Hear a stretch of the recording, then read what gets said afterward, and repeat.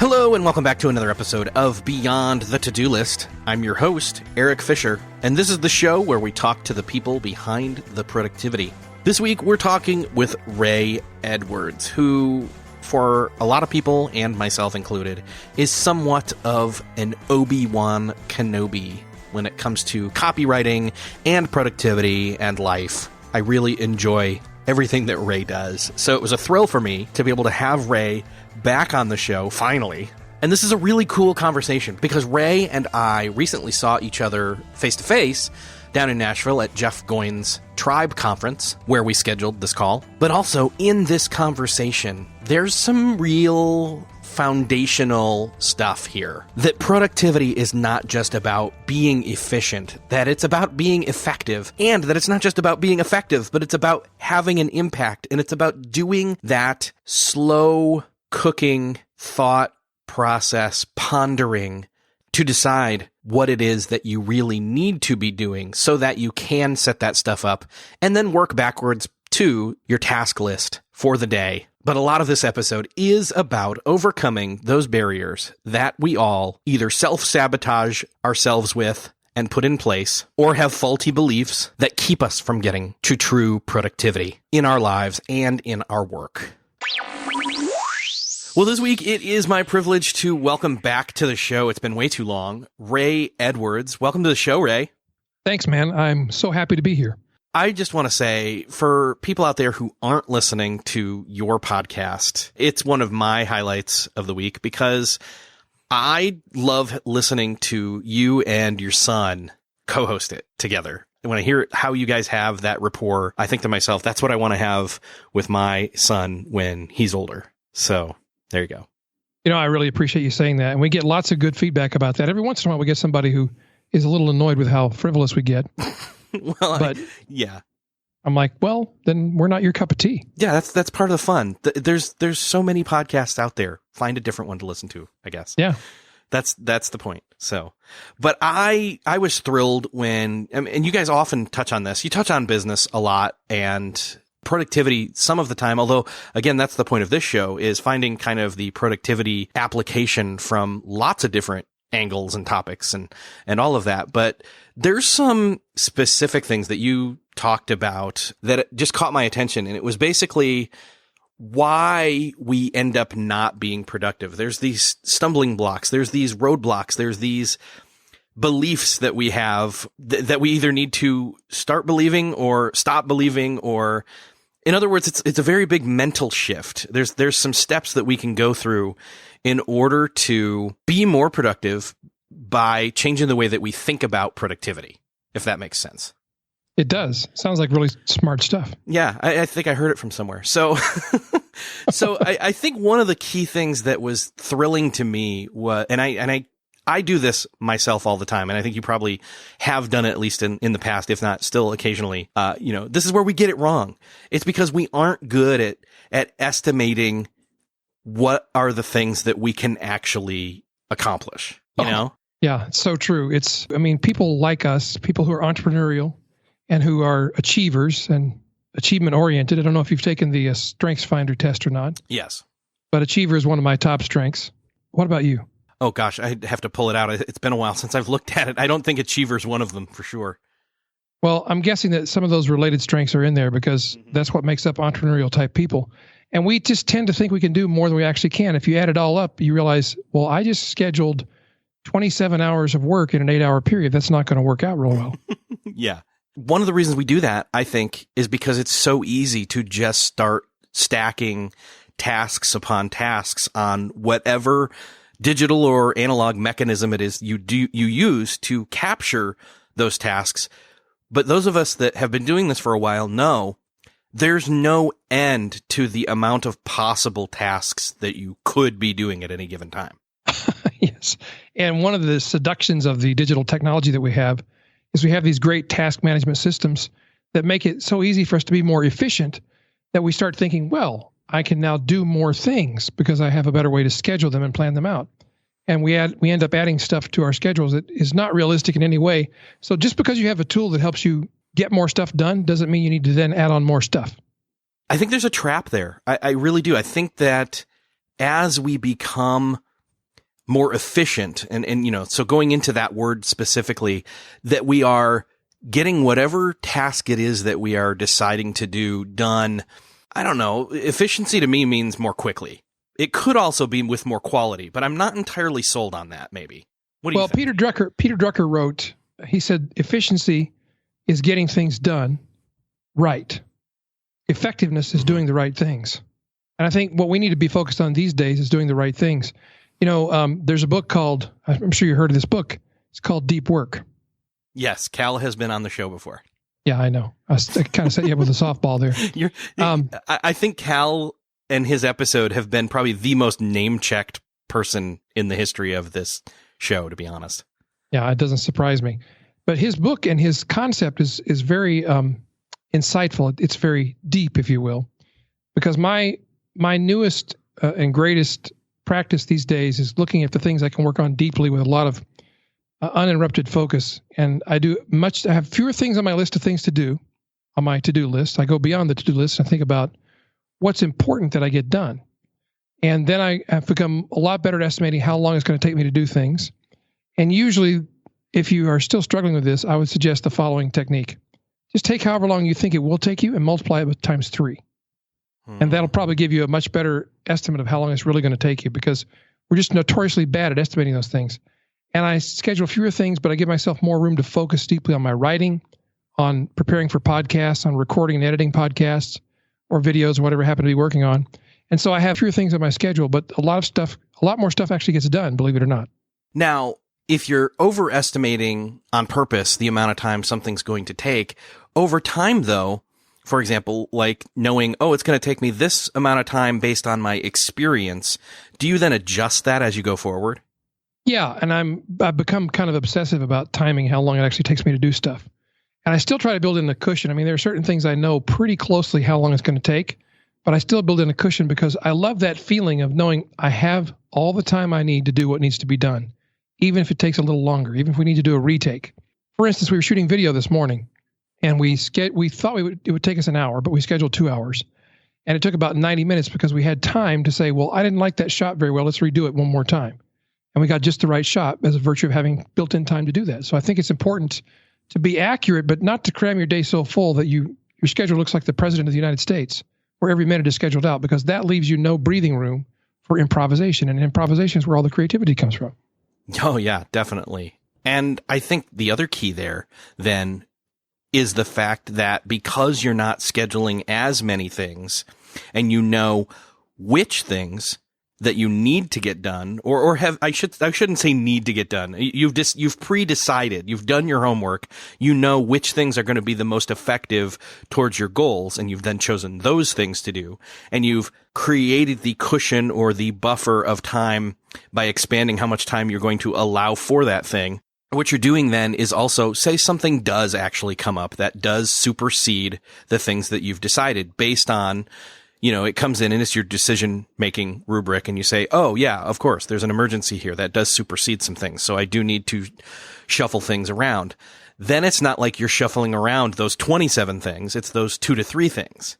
Right, and you've left yourself the latitude to be able to do that and not be stressed out about it.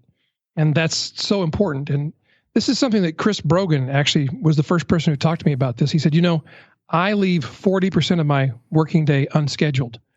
And I asked him why, and he said, so I can be open for opportunities that may come up. Yeah, I've heard him say that. In fact, I think he said that last summer. He was on the show with 1 or 2 other people, Mike Vardy and Steve Dotto. We kind of did a roundtable thing back in the day when Blab was a thing, and we had Chris on as a guest, and I'm pretty sure that was one of the things that stuck out to a lot of people when they were listening to that or attending it live. And I think the downside to that, because there is a possible downside, is by not scheduling anything, we may get lackadaisical or feel like, if I don't schedule that time, then it ekes away into things that I shouldn't be doing.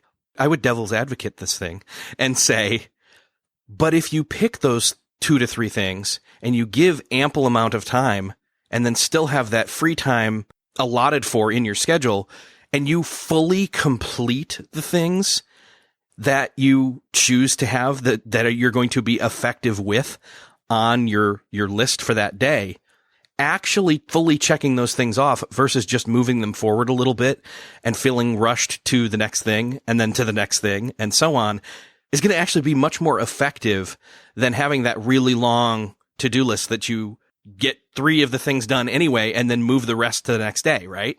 Right. And you do them in a hurry and you don't do them as well as you possibly could. And so it ends up not being your best work. And, I just finished reading the book, The Perennial Seller. Yes. Which is a fantastic piece of work that really speaks to the issue of quality, doing great work, not just good enough work, but great work. And that takes a little more time and focus. And it does take more time and focus, but not as much more as you think it might. And the distinction that I got from Chris in his 40% rule was the difference between thinking I'm going to leave that open in case there's a problem versus what he said, which is I'm going to leave it open so I can receive opportunity. Yeah, that's a great distinction. And I kind of went the negative way, but he's going the positive way. And that's really a cool perspective shift. And I think, again, that's really what we're kind of talking about here. I just had a mental picture as I was talking to you about this. Often my kids are told, my daughter's about to become a teenager, so pray for me. My son is a 6-year-old, and the two of them throughout their whole lives have done this thing where they're told to help clean up or pick things up. And instead of making multiple trips to take things back to their room or different things like that, they will try to gather up everything and be more efficient, but then they end up dropping things along the way or stumbling or whatever, and they are not as effective and they have to come back anyway. So that almost is like a meta picture or a metaphor or whatever you want to call it for what we're talking about here in terms of stacking our day so full of tasks. That is a great analogy of exactly what we do to ourselves. And, even though I leave this 40% margin open, what if nothing special, extraordinary comes up as opportunity? Well, I have another list of tasks that can be done.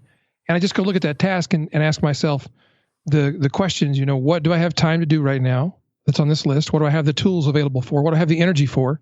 And then I go ahead and do those other things. And I still knock out more than 3 things every day, but I've left space open that I can deal with opportunity, even if that opportunity comes in the form of a challenge, which it does sometimes. But it's just such a more relaxed way to live, and it ultimately causes me to be more productive.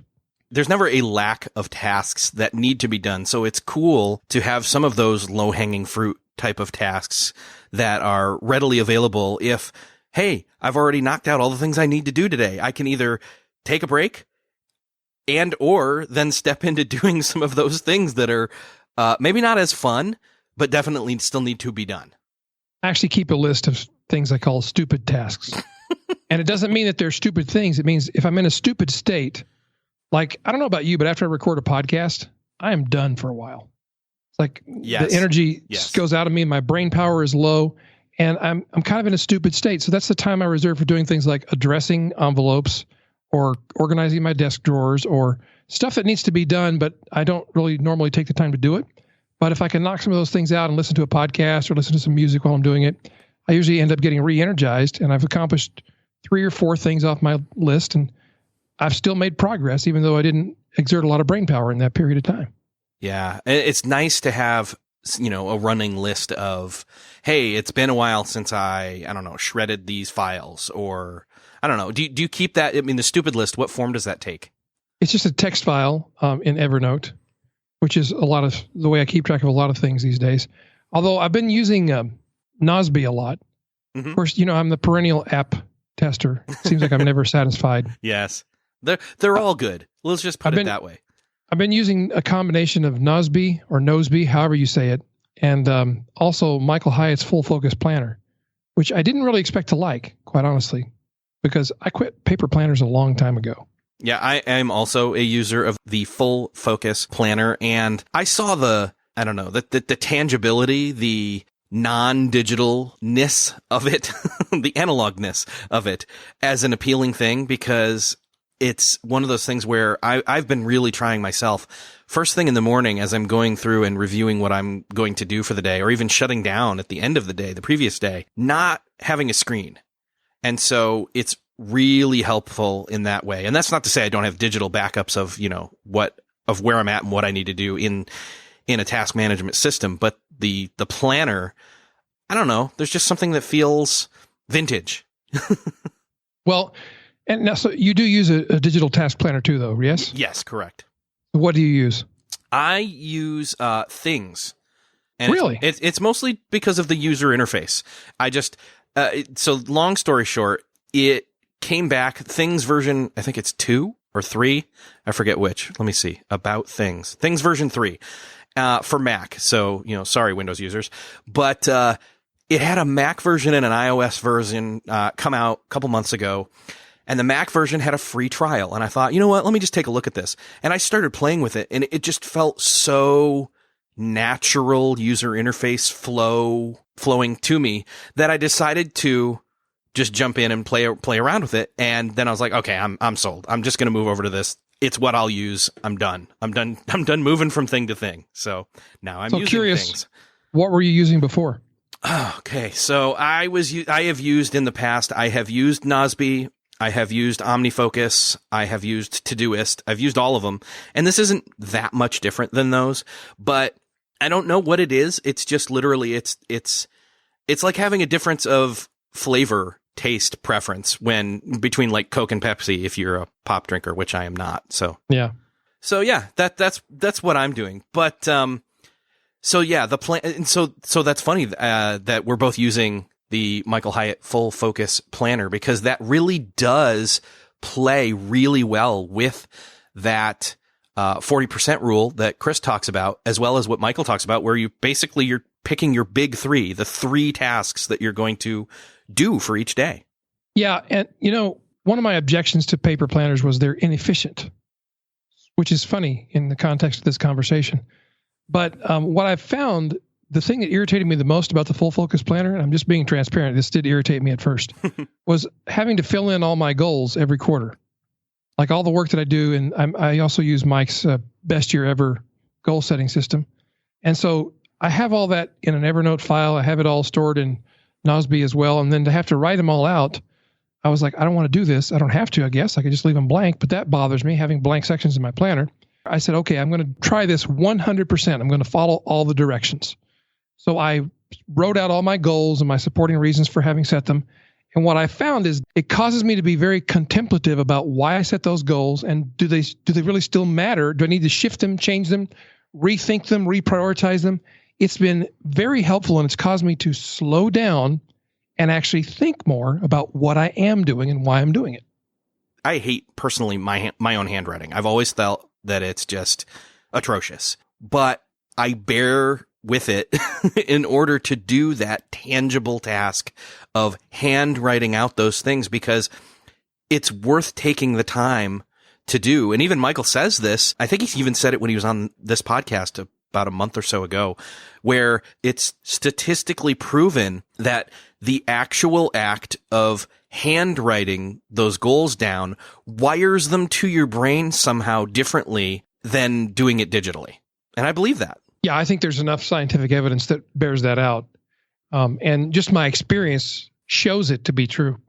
And I think part of it is the physicalness of writing it down, and that transfer that happens with your eyes and your muscles and your brain and how they all interact. But to me, the biggest thing about it is it causes me to slow down and really think before I commit something, because I write in my planner in ink. Mm-hmm. And I have a thing about not scratching stuff out. Yeah, so I think that's the other piece there that you're alluding to, which is this permanence of the ink writing that makes it, it's almost set in stone in a way.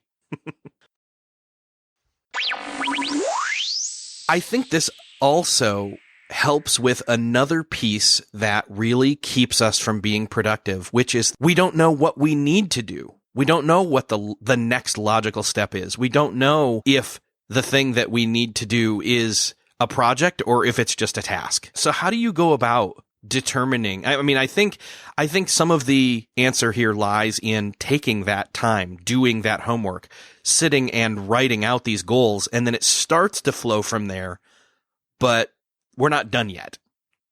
No, and it comes from an overall discipline. I have what I call Ray's Code of Conduct, and I have these 12 rules of conduct that I've written for myself. And I look at them every morning as part of my morning routine. And what I am reminded of when I do that is the deep reasons for why I do what I do. And a few of these rules in my code of conduct that are applicable, and they're really integral to the answer to your question.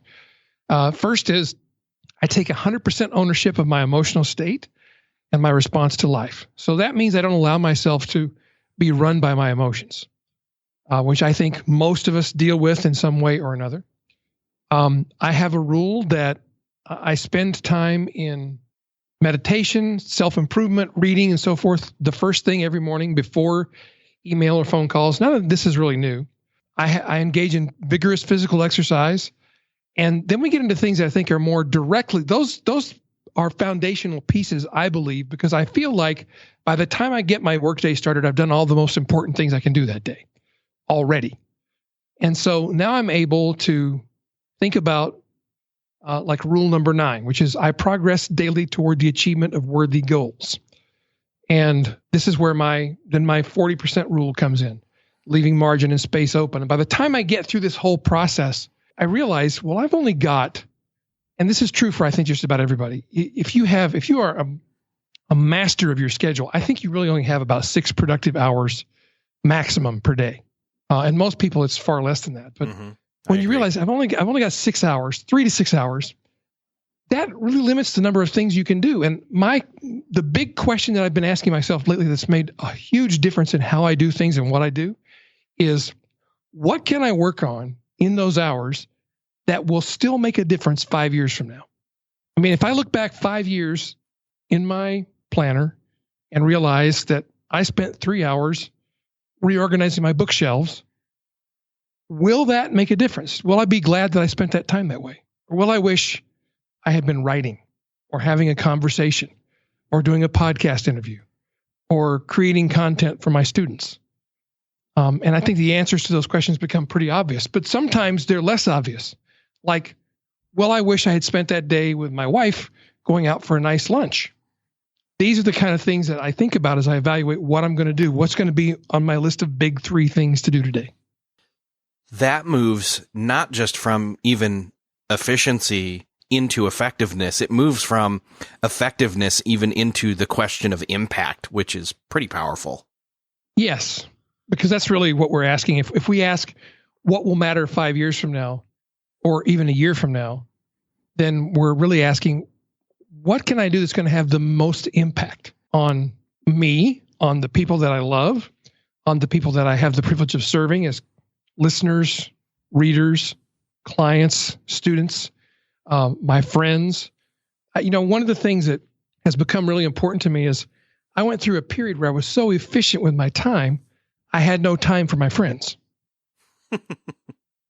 And one of my friends was brave enough and faithful enough to point that out to me and say, dude, that's screwed up. And I realized it really was. So I've been working and practicing at having the power to say yes to friends. So when they call and say, can we meet for lunch? Can we do a podcast interview? Can we take a road trip together? I like to be able to say, yes, let's do that. I'm still hung up on the fact that you were so efficient that you didn't have enough time to spend with friends, which is, it feels like there's an oxymoron hidden in there somewhere. Oh, yeah. Yeah, I mean, it's definitely the epitome of doing things right, but not doing the right things. How do we apply this impact piece to what we decide to do each day when we know we can only pick a few things to do and we want to make sure that we allow the time to fully complete them with quality? Well, look, I think the first thing we have to do is we have to look at what must be done today. And really, there are very few things that fit that category. Most things that you think, I have to do this today, I mean, stop and ask yourself, if I don't do that, what really will be the result? I'll have to reschedule. I'll have to work harder tomorrow. Somebody else will have to do it.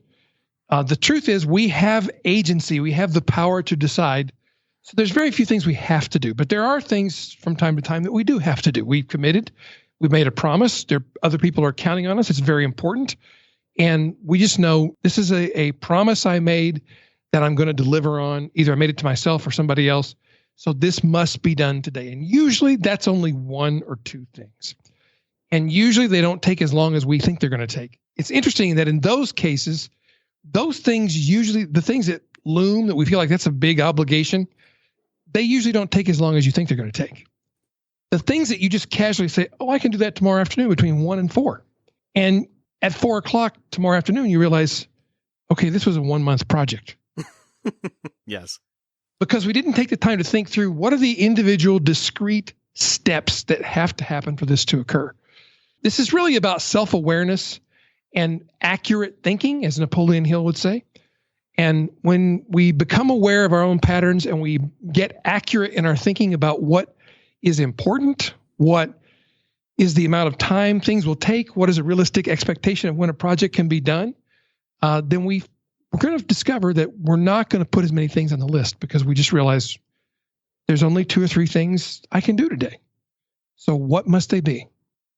Once we've walked through all of that process and we've honed in on truly what it is that we need to either be doing today or soon, there's another roadblock that can come up, which is this lack of knowledge. We don't know if we can do it, whether that's a courage thing or whether or not that's a lack of knowledge thing.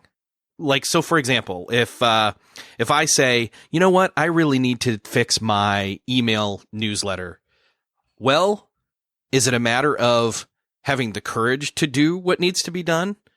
Or is it a matter of not having the knowledge? Well, for me, I already know it's not. I already know it's the knowledge. I don't have that. So then it's another step further down the road, decision process wise, of, well, do I take the time to learn that, or do I hire somebody to help me fix that really quick? Yes. I think that's totally a legitimate assessment of a problem we all deal with. And I mean, I still get caught in this trap of knowing how to do too many things. So I will think the classic line of incorrect thought, which is, well, I know how to do this. It's going to take me longer to explain it to somebody else than it would take me to do it. Therefore, I'm just going to do it. And there goes an hour. And the real answer is it's better to not be doing things that other people can do at a lower cost than you yourself can do them. And that's a pretty simple calculation to make. All you have to do is take your annual income, how many hours you work or want to work, what your hourly pay is, and you have a very concrete number on which to base a decision about whether I should do this or somebody else should do it. And if your number is, let's say, $100 an hour, and this task that you want done would take somebody else 2 hours to do, and they charge you $15 an hour to do it, it's pretty obvious. You need to have somebody else do this. And then there are cases where it's not so obvious, which is maybe the money thing is not a consideration or it's too close to make a judgment call. But then I look at it as, well, what energizes me? What am I going to really be able to pour myself into versus what is just going to be drudgery for me that's going to leave me with a headache when I'm done doing it? That thing should be done by somebody else.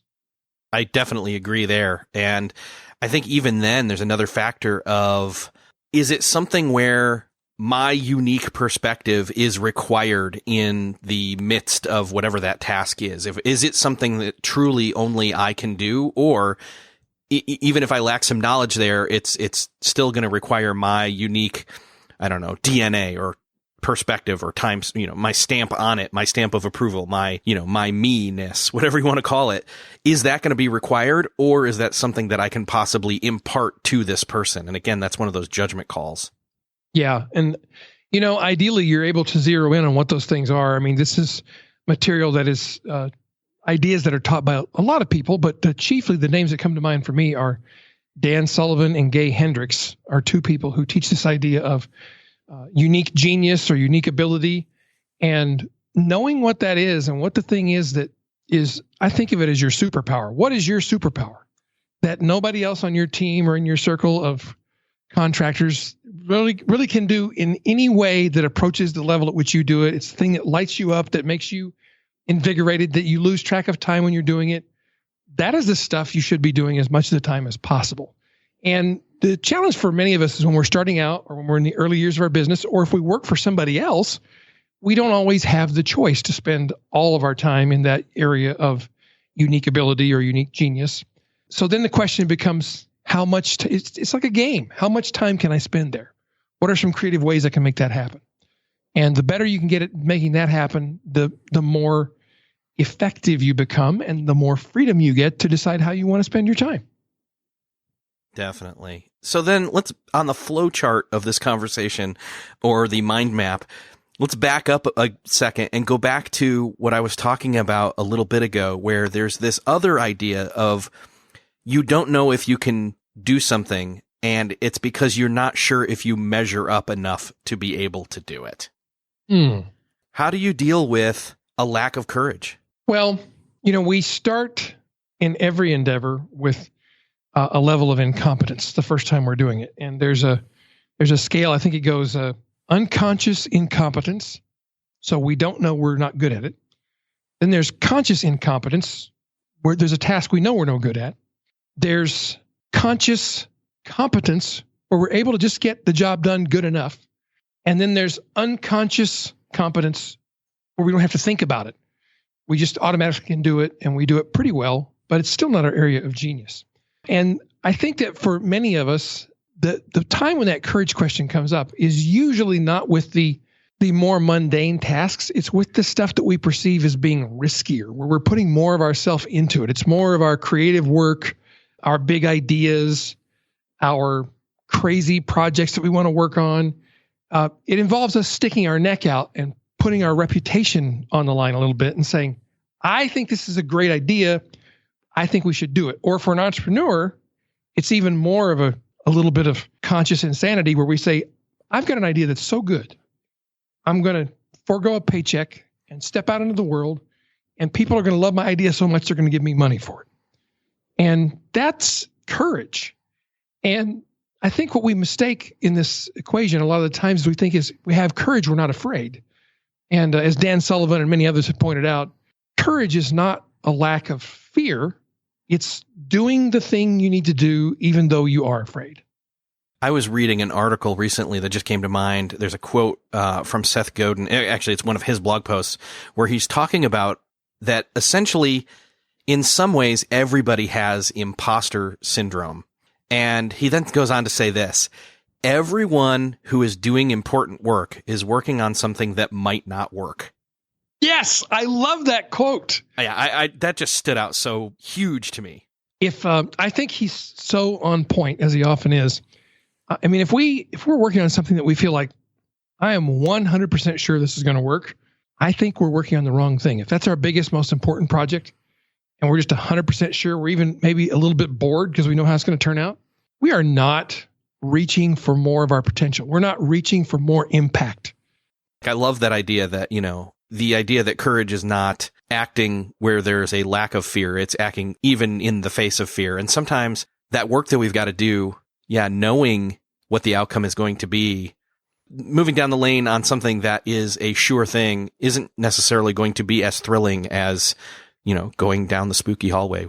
One of the other pieces, though, that then creeps in is back to the beginning of this whole conversation, is this idea that we want to be efficient with our time. And we feel like that's the only thing that we have any control over, whether it's time or energy or resources. And sometimes we just don't have enough of them. We've not been good enough stewards of those resources in order to then go through the flow of the rest of this conversation that we had. Yeah. I think that, being a good steward of resources of any kind requires first that we appreciate the value of the resources that we've been given. And especially in the developed world, I think we often take the resources that we've been given for granted. We don't really have a fair appraisal of the value of what we already have, what we have to offer to the world, and what we might be able to do with it. And it just takes a little bit of looking around the globe, which we can do easily these days because of the internet, to realize if you're listening to this podcast, you're better off than 95% of people on the planet because you have the technology and access to the internet. And I think that should provoke an internal conversation where you say, well, what am I going to do with all these gifts I've been given? Yeah. Yeah. And I think that then frees you up to then say, well, then let me go back into, again, the mind map or the flow chart of this conversation and head towards effectiveness and or even deeper, what's the impact of those actions? Yeah, I think that's what Ryan was getting at in The Perennial Seller. I think it's what Jeff Goins is getting at in a lot of his work. And it's really this is the courageous decision, Eric. I think this is maybe the crux of what we're talking about. The courageous decision is to work on things that are important and filled with impact, knowing that they might not work. Well said. I'm going to have to go tweet that. Well, Ray, it has been awesome talking with you digitally, although we've hung out before, face to face, more recently at Jeff Goins' Tribe conference. That was fun. I want people to get plugged into the courageous things that might not work that you are doing. So where can we direct people to pick up and connect with you there? The best place is just to go to rayedwards.com. And we've got plenty of free resources and things available there. And on all the socials, I'm just Ray Edwards. So I'm pretty easy to find. Awesome. Ray, it's been just special talking with you today. This is one of my more fun recent episodes to record for sure. Well, I always enjoy talking with you, and I'm honored to be on your show. Thank you, Eric.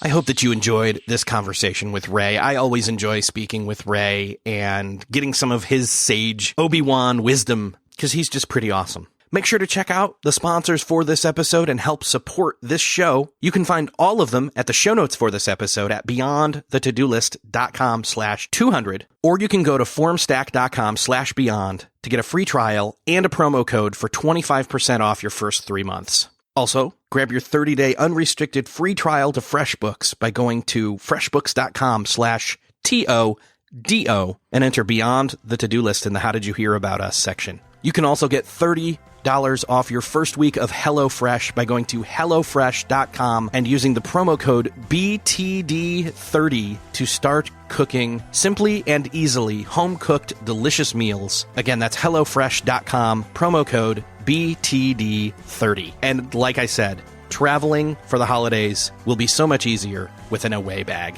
It is the perfect luggage because it's strong and lightweight and has a charger built into it to charge your iPhone 5 times. You can get $20 off an Away travel suitcase by going to awaytravel.com/BTD and entering in the promo code BTD. I know you're going to love yours. I love mine. In fact, I just put mine in the car to take off. And with that, I will see you next episode.